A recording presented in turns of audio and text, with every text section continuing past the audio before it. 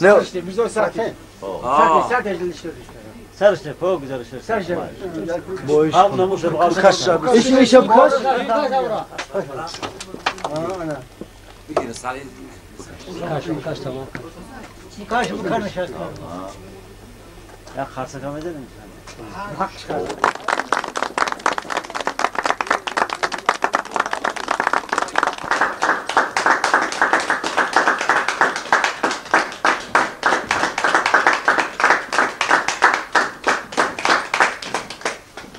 رفقان عزیز در جشنواره امروزه دوستان نزدیکان اسمت علیموف حضور دارند و حاضر ما سخن را با یکی همکاران و رفقان اسمت علیموف سعید محمد می‌دهیم. مرحمت.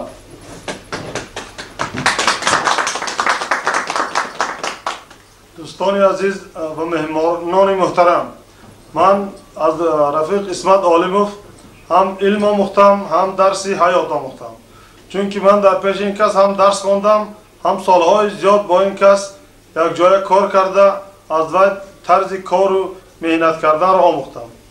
من یک چیز را از حیات این کس هیچگاه از خاطر فراموش نمی کنم که رفیق علیموف اسمت همچون فدایی تعلیمگاه گویم میارده، چون که یگان بار من نشنیدم که وی از خانه خود از زندگی خود گفته باشد که یگان کاری وی مانده است. او همیشه خود را در مکتب حتی در دوره استراحت تابستانه خود را همیشه در مکتب حس میکرد و ما همیشه همراه او با در مکتب و کار و بار مکتب مشغول بودیم و بعضی ها حتی ما را خانه بیزار هم میگفتند که شما خانه ها با یادتان نمیرسد. آن چیزی که ما امروز در اطراف مکتب میبینیم، خواه باغ باشد خواه سیمخانه ها باشد، همش با سعی کوشش این آدم بنیاد شده است. وقتی که بهار میشید رفیق علیموف ما را به کوه روان کرده برای آوردن درخت های گوناگون بوتگی و ارچه و دیگرها. او دلش قرار نگرفته خودش همراه ما میرد و در کوه گشته درخت های گوناگون را جستجو میکرد تا که باغ مکتب را آباد و زیبا گرداند. حتی غوره های درختان را در کیسه های خود آورده در اطراف مکتب می پاشید که این درختان در اینجا سبز شود. بنابراین میارزد که امروز ما این مکتب عزیز خود را با نام این شخص بزرگ، این شخص نکوکار، این استاد محترم گذاریم و من از فرصت استفاده برده همه خیش و تبار، همه مهمانانی که قدم رنجه نموده در جشنواره نامگذاری امروزه مکتب ما اشتراک دارن از صمیم دل خیر و مقدم گویم و گویم که خوش آمدید. من همیشه این شخص نکوکار، این استاد محترم و رفیق عزیز را از یاد فراموش نمیکنم و همیشه میگویم که روحشان شاد بود. سال 1946 با کار آموزگاری شروع کرده است. در مدت طولانی تا سال 1977 با شاگردان زیادی با وی رسانده با هم جبهه‌های حیات گسترانده است و امروز که از شاگردان او که در این مکتب جانشین دیرکتور شده کار میکند ما سخن را با حکمت لایف میدیم. مرحمت. مهمان عزیز، همدران محترم، خوانندگان محترم، امروز شادی هر که ما حد و کنار ندارد، چون که ما مکتب رو به نام شخصی میگذاریم که خدمتی و نهایت در سهم همین مکتب نهایت توان است و من با باورتان گفته میتوانم که اولین بار من درس ادب رو از این شخصی بزرگ آموختم و امروز با فخر کلام گفته میتوانم که اسمت علیموف، شادروان اسمت علیموف نه که فقط استاد من بلکه استاد همین خوانندگان و شخصانی که در اینجا حضور دارند و عموما گفتم لازم است که استاد همین کسان است. من امروز عموما چی سخنانی گفتن میتوانم درباره این شخص، چون که باز تکرار میکنم که من درس ادب رو از این شخص آموختم و امروز حرکت میکنم که آن گفتایی که شادروان اسمت علیموف درباره او من شاگردان میگفتن، من حرکت میکنم گفتای آن را در عمل امروز تطبیق کرده و با واسطه تربیه همین کس رو به شاگردان خود رسونم.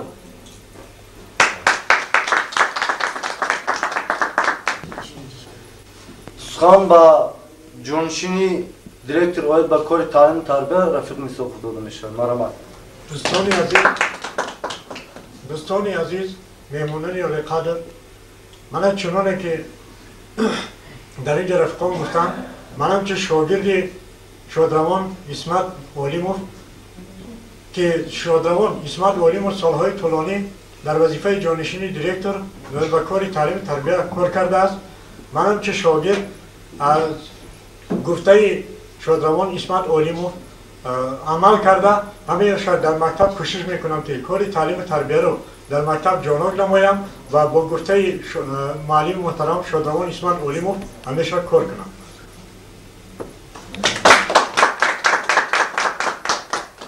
امروزا در قطار همه آموزگاران مکتب برادر مرحوم اسمت علیموف قطار آموزگاران قدم میزند و حاضر ما با کمال ممنونی سخن را به علیموف بایدلا میدیم. مرحمت.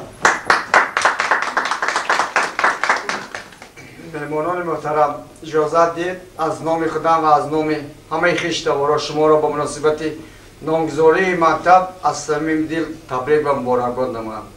البته اسمت علیموف نه یک برادر من، برادر همه آن رفیقانی بود که در اینجا شاگردان زیادی را تربیت کرده و بالا رساندند. من از شاگردان التماس میکنم که هر یک درس ادبی که از اسمت علیموف آموختند هیچگاه از یاد نبرند. خوش آمدید مهمانان محترم. اسمت علیموف در تمام جبهه‌های تعلیم تربیت کارهای زیادی کرده است. یکی از کارهای زیادی جالب دقت اسمت علیموف این تشکیل موزه کشورشناسی ناحیه است و حاضر ما همه یک جایه به تماشای همین موزه کشورشناسی و تاریخی مکتب میرویم و یک جای مکتب رو تماشا میکنیم.